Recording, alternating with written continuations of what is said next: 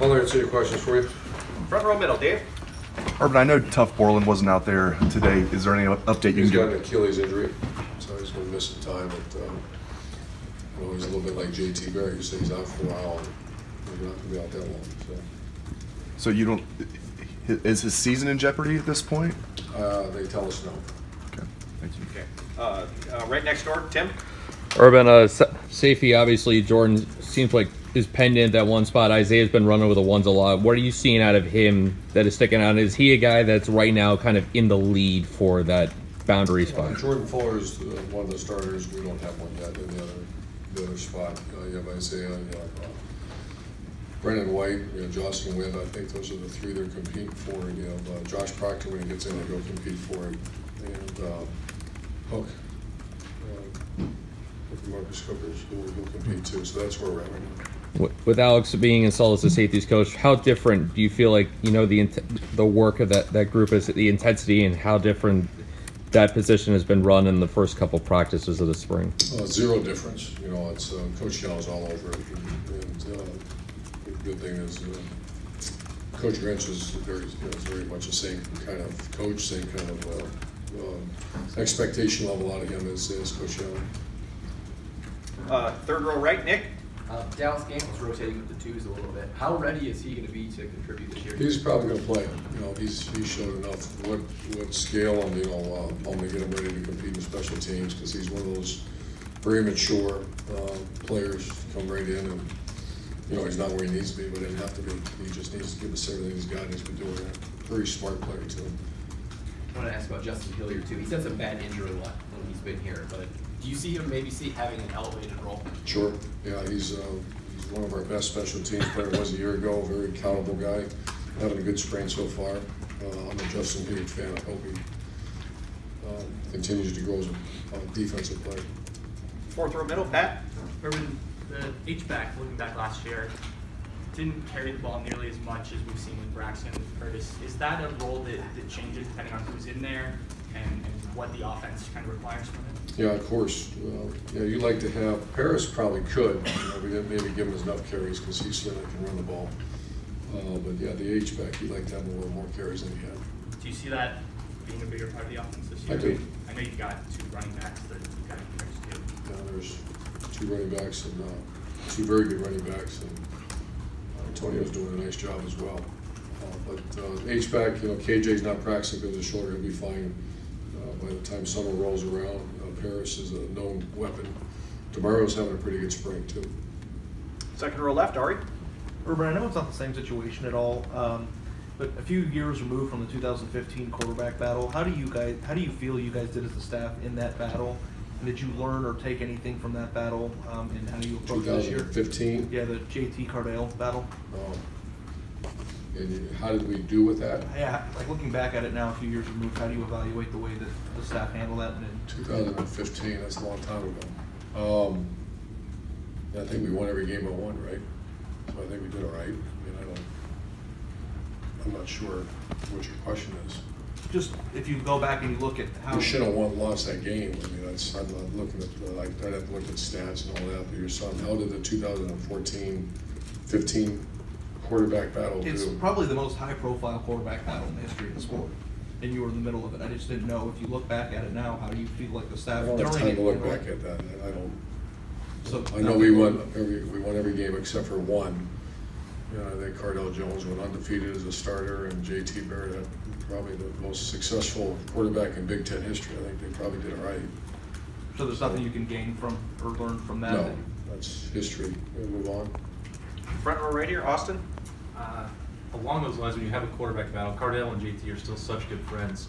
When these, three guys that you have going through something right now, the competition day after day, is it uncommon for them to become such close friends? Is it how do you I thought Tom Herman did a heck of a job in that room. That is very uncommon. It's hard.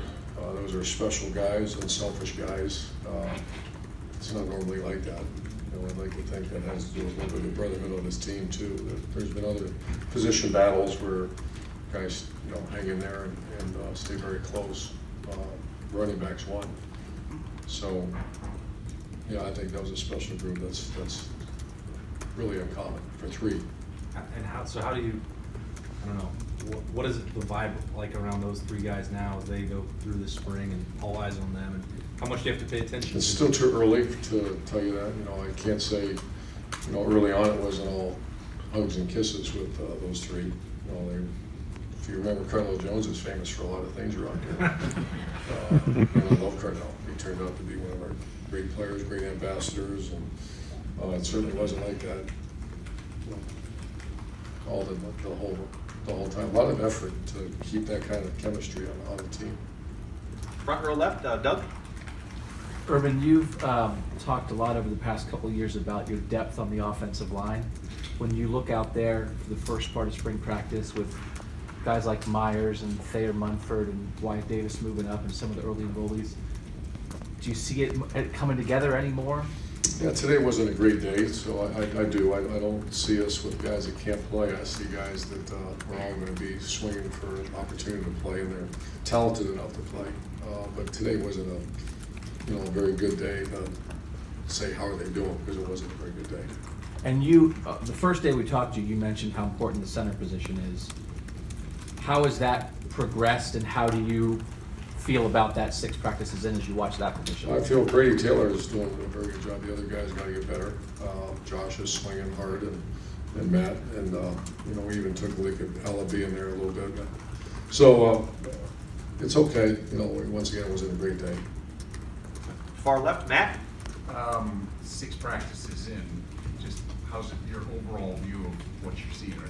It sounds like today you're not great, but yeah, it wasn't a great day in any phase. I don't know. I got to figure out why. And we have, when you see a bunch of good players standing on the sideline, that's not, either, we have that saying around here, guys that have played, 1 or 2 year starters, you kind of 2-year starters, you kind of back off them a little bit, and we've done that. So just a little sloppy when young players are in there that aren't ready yet.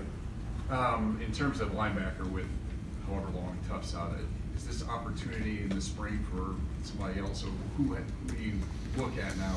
Well, you got Hilliard and Baron Browning in the middle right now, and then Pete Werner is very flexible and having an excellent spring. Malik Harrison's another guy we started talking about because Keandre has made a good push. So you got some good bodies. We're not set to say who's going to be in what position. It's our job to get the best 3 of them out there. And the good thing is there's some opportunity, like you said, for someone to step up and go in there. That position is, once again, they're not perfect, but they don't have to be, but they're trying. I kind of like that position right now. Front row left, Bill. Urban, I want to ask you about recruiting. It seems by now you usually have a quarterback in your recruiting class, and you guys don't have one for 2019. I'm just curious, like, having lost some guys in the last few classes that you had committed, are you taking it any slower, or why is the timeline what it is right now for that position? It's a good question. No, it's not. We're not on purpose taking it slower. There's not a lot of depth at quarterback this year in the recruiting world, so other than we're just working as hard as we can to get them here. We've had a bunch visit, so we've got to find the right marriage between them and us. And I know when you're evaluating guys for that position, we've heard you list the things you look for: toughness, competitiveness, mobility, extend the play. Is arm strength, arm talent being evaluated any more differently or closely than maybe you've done in the past when you're looking at high school quarterbacks? We've always looked at that, but that's not in the top 5 criteria that we evaluate quarterback. We've had plenty of quarterbacks around here, maybe didn't turn out around here, but just in history that maybe didn't have the strongest arm, but they were a better player. And it's competitive, toughness, leadership, football IQ, and extend the play are the things we look for. Arm strength's nice, but it's not in the top 5.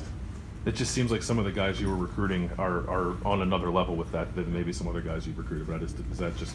Not on purpose. Okay. Front row right, Tim. Yeah, Urban, Justin Hilliard, for example, have you seen a little bit of a light come on with him too, from the standpoint of actually playing linebacker?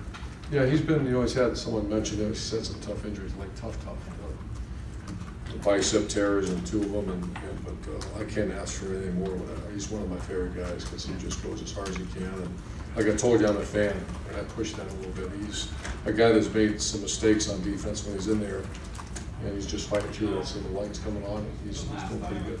And Baron Browning, what did you see out of him last year, and what are you seeing in him in the spring that He's talented as linebackers ever walk through these doors. He's a big freak that can do it all. A great young man. Did not play very well early in the season, just was out of his comfort zone, by the end of the season was really contributing in a lot of areas in special teams, and should have played some defense, but he just didn't earn that yet.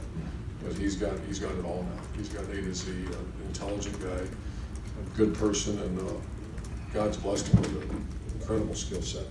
Well, let's say, we've talked to you about Ryan Day before, but how big of a, I don't know, of a get was that to get him signed to a 3-year contract, and what does it just kind of mean moving forward in your mind as far as having him on this staff? Excellent coach, one of the better ones I've had. He's we can't get into that rotating door. I've always asked for at least 2 years, and then we'll have conversation. So, I expected him to stay. That's what he told me he would do. He did have some very intriguing offers, yet at the end of the day, you start doing that, start bouncing every year. That's not really good for your career. That's not really good for your family. Those are all, he's a smart enough guy to know that. But 3 years is a pretty, that's the most you've had of anybody, I think, on this staff I'm talking about from a contract standpoint. Did you push for that, or he pushed for that? Oh, no, he didn't push for anything. I was a pusher. Yeah. I guess is that the right word. All right. Front row right. Bill, last couple questions. Has there been any separation in the quarterback situation? Can you address where that situation stands? Just when you think there has, and someone steps up, I anticipated what I'm seeing. Just when a guy starts to move, another guy catches him, maybe passes him. So no, there's no. I can't say who's one and who's two. You happy with him overall? Not necessarily. I think with the whole team, I thought we'd be further ahead right now than we are. The quarterbacks from the whole team? Quarterbacks and the whole team. Okay. And one question about Kevin Wilson. With Ryan's ascension in title and salary, there's a question, okay, where does Kevin Wilson fit? What is his role? Is it the same role? Is it a different role? How would you address that? The same role. Yeah, this has been addressed several times, and the exact mechanisms that take place on game day, we're still working through it, but as far as what we're doing, there's zero change. Ryan was a coordinator last year, and so the whole thing is, I think, I took the title off of him, co-coordinator, but because I saw the way both of them work very well together. I've done that many times. It was like when Chris Ash and Luke, and then Greg and Luke, and then when I was off, at Florida, I did the same thing on defense sometimes. Offensively, we've been in that situation. Ed Warner was very involved with the play calls, etc.